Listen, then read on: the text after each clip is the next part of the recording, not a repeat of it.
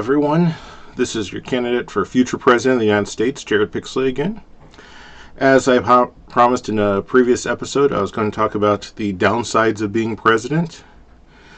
I know many people will probably know many of these, but there might be some you hadn't heard before. So, like with any job, nothing's perfect. There's always your pros and cons. So, these are the downsides of the presidency. I'm sure everyone knows about the long working days and constant meetings.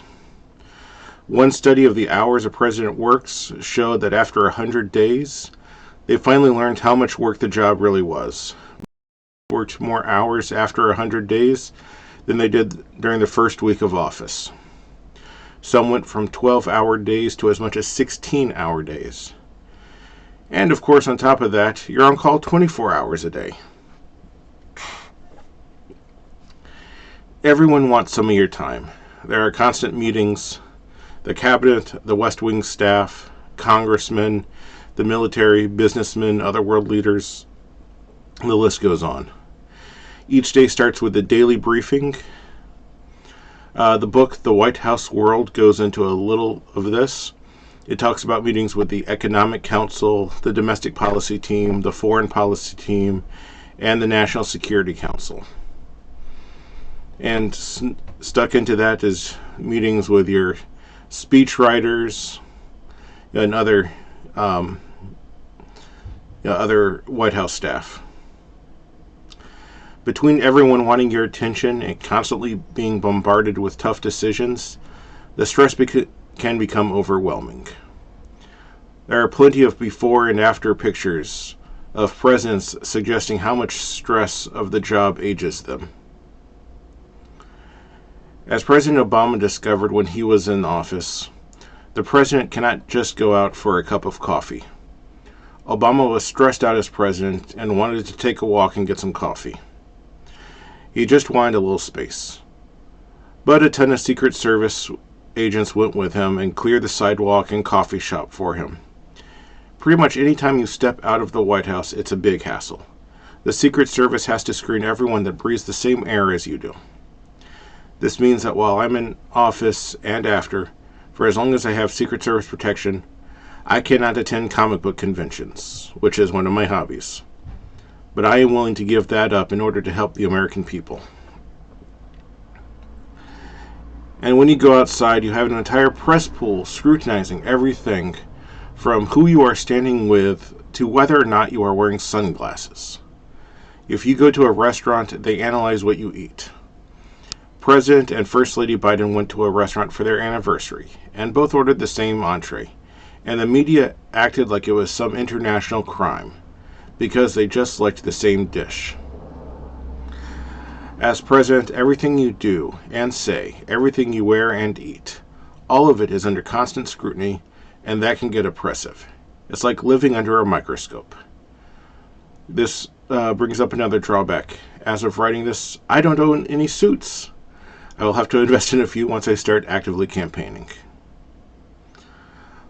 While in office, and even after you leave office, you are constantly under Secret Service protection. As I said before, that can get a bit oppressive. They are constantly there, and you do not get to choose who has that job. At one event Trump and Melania attended, there were over 100 Secret Service agents in attendance. They never leave you alone. As President Obama and Michelle found out while having an argument, the Secret Service was in the room with them for the entire fight. They just stood there looking like they were trying not to listen. The Secret Service also hates open windows. Michelle Obama complained about that a lot. In one interview, she said one of her daughters opened a window for some fresh air, and the Secret Service swarmed the room. In another interview, she talked about going to Camp David, and her agents let her roll down the car window for a couple minutes once they were outside of the city. Windows are not the only thing you cannot touch in the White House. President Obama discovered that touching the thermostat causes its own problems. He was born in Hawaii and was used to warmer weather than what you find in D.C. So he turned up the thermostat. The way people reacted, it was as if it was a national disaster.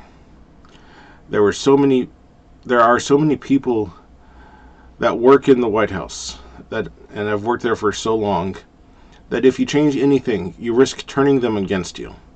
It's just another landmine of the job. Lastly, after you leave office, you are not allowed to drive. In 1958, Congress passed the Former Presidents Act, which gave the former presidents a pension and Secret Service protection for the rest of their lives. As part of the Secret Service protection, you are not allowed to drive. President Bush, the second one, built a course on his ranch so that he could drive his own truck around.